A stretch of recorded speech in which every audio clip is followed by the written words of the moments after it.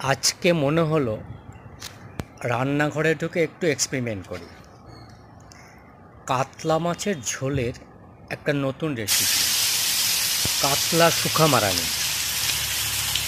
প্রথমে মাছগুলোকে কেটে নিয়ে লবণ হলুদ মাখালাম। ম্যারিনেট করার পরে তেল দিয়ে ভেজে নিলাম। মাছগুলো যখন লাল লাল হয়ে গেল ততক্ষণ পর্যন্ত ভাজতে থাকলাম।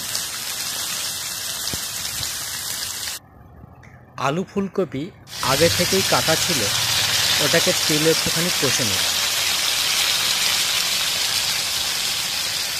তেলে কষার পরে যখন ওটা হয়ে আসলো তখন ওটাকে নামিয়ে নিলাম।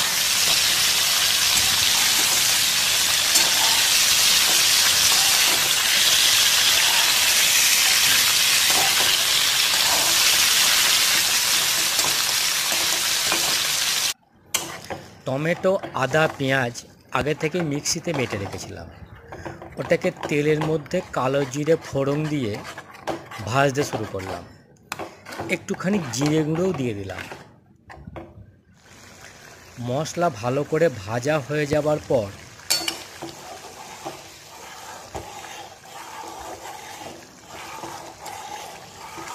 একদম যখন টান টান হয়ে এলো, যখন দেখলাম আর কোনো গন্ধ উঠছে না, তখন আলু ফুলকপি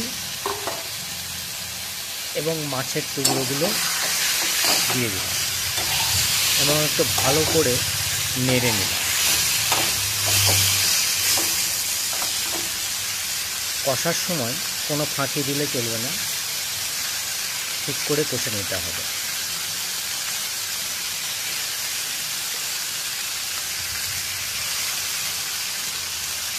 এইবারে আমার যতটুকু ঝোলের প্রয়োজন ঠিক ততটুকুই জল দিয়ে দিলাম।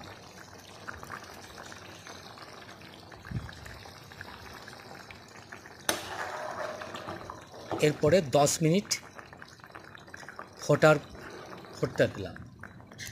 পরিমাণ মতো লবণ দিয়ে দিয়েছি আগেই।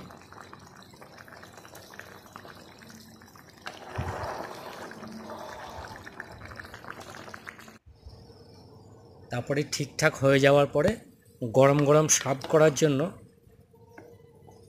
টেবিলে নিয়ে চলে গেলাম। আশা করি রেসিপিটা ভালোই লাগবে, আমার তো দারুণ লেগেছে।